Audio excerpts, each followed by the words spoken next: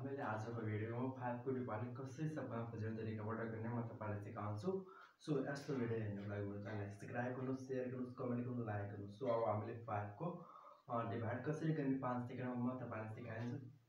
ठुलो भन्दा ठुलो संख्यामा छ भने म तपाईलाई 5 सेकेन्डमा 5 को डिवाइड गर्न सिकाउँछु। हेर्नुस् तपाईलाई मैले मानले कुनै छ अंक मानौ 1 2 3 4 5 यसरी हामीले अंक दिउँछ नि 5 लाई हामीले कसरी डिवाइड गर्ने भने म तपाईलाई सिम्पल तरिकाबाट के गर्न छैन। पहिला त हामीले सिधै 1 2 3 4 5 यसरी हामीले अब त्यसको जुन छ त्यसैलाई के गर्ने कपी गर्ने। फेरि माइनस घटाइदिने सबै केही हुँदैन। 5 बाट 5 गयो 0 अनि 4 बाट 4 गयो केही बच्दैन। 3 बाट 3 गयो केही बच्दैन। 2 बाट 2 जान्छ केही बच्दैन।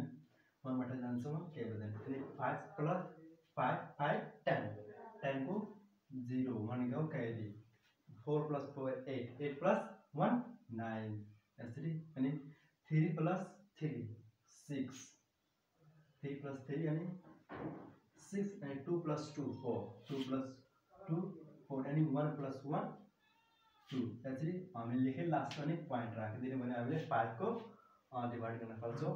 अर्को हामीले हेर्छौं मानौ 4 7 5 छ भने अनि यसलाई हामीले 5 को 5 बाट डिवाइड गर्न छ भने के गर्छौं हामीले ठीक त्यसले गर्छौं।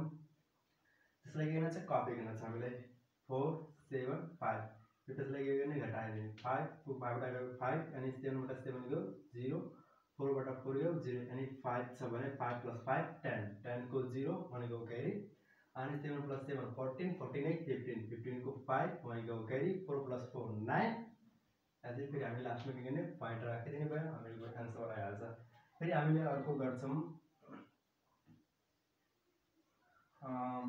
मानौ 8 9 2 छ भने हामीले 5 को डिवाइड गर्न छ भने हामीले के गर्छौं फेरि हामीले लेख्छौं 5 फेरि 8 को 8 9 को 9 2 के गर्छौं सबैले काटिदिन्छ।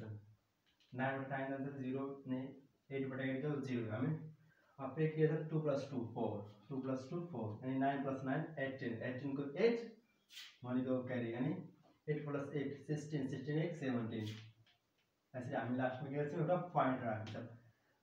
यसरी हामीले 5 को डिवाइड गर्न सक्छौं। यस्तो भिडियो हेर्नको लागि च्यानललाई सब्स्क्राइब गर्नुस्, कमेन्ट गर्नुस्।